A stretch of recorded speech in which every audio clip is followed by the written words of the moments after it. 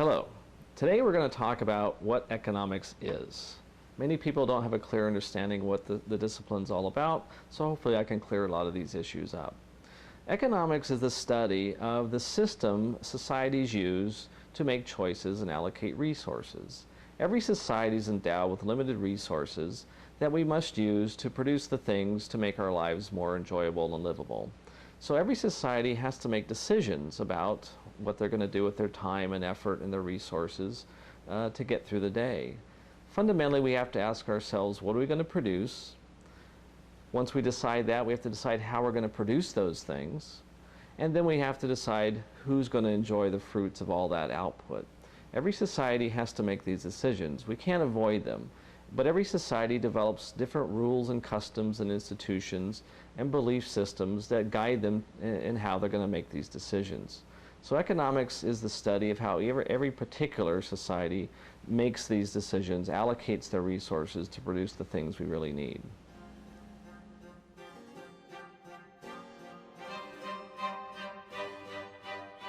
The study of economics is divided into two broad fields, microeconomics and macroeconomics. Microeconomics, as the term micro would connote, is the study of individual economic units. In microeconomics, we study households and we study businesses.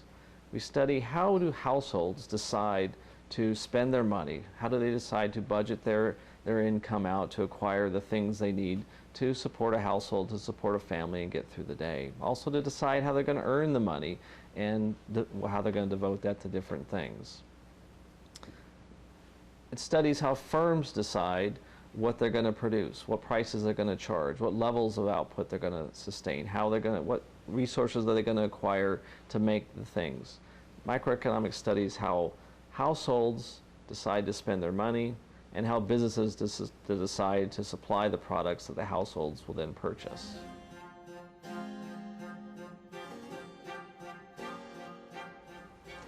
In contrast to microeconomics, macroeconomics, as the term macro should clue you in, is a study of the economy as a whole. We used to just study microeconomics thinking that was the end of the story. Unfortunately, the Great Depression taught us a very painful lesson, that sometimes people acting their own individual self-interest, doing things what makes sense to them as a household or as a firm, when collectively we're all making very similar decisions, leads us to entirely different outcomes that are worse for the group as a whole.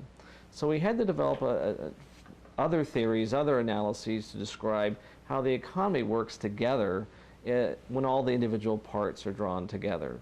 And so economics is studied in two different fashions, microeconomics for the households and firms, and macroeconomics to study how the entire economy works as a whole.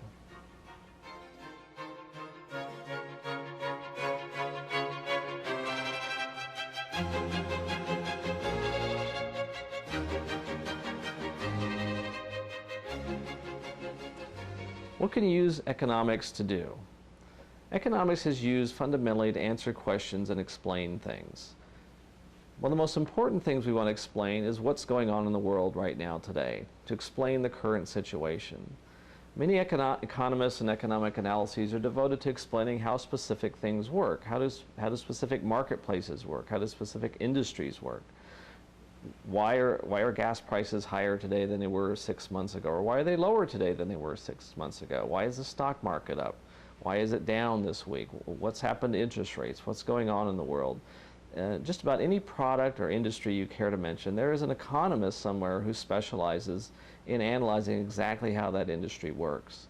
And they're often called upon by the media, by academics and other people, and politicians included, to explain, gee, how does this industry work? How are prices set in that industry? What's going on there today? Why is that industry booming, or why is it faltering? To give an objective, rational description and analysis of really what's going on out there. The other area of economics deals with the future, or forecasting.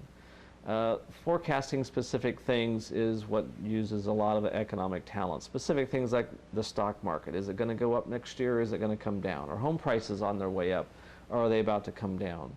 Are gas prices coming up or going down? Making specific forecasts about very specific prices and products is a very valuable tool to have when you're making investment decisions, purchasing decisions, and other kinds of long-term planning issues.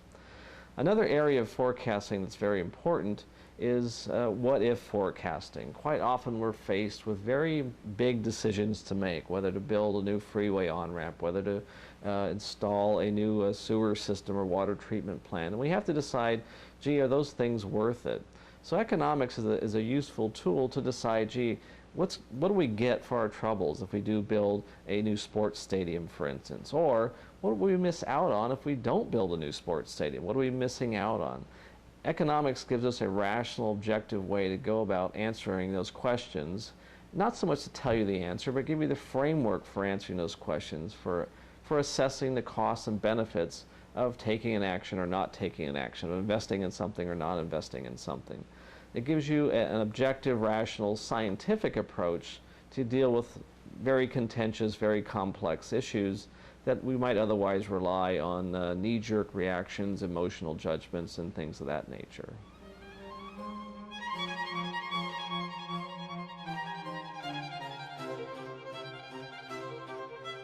So economics is a tool. It's an intellectual tool that you can use to answer difficult questions, make difficult decisions, make difficult or sometimes complex forecasts into murky issues.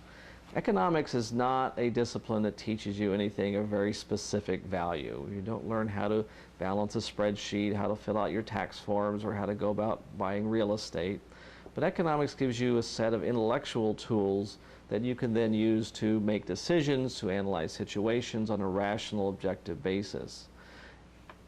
Ultimately, that's more valuable to you because once you acquire these tools and understand that this is an approach of thinking about things, you can apply this method, these techniques, to virtually any situation, any problem, any condition, or tough decisions you might have far into the future.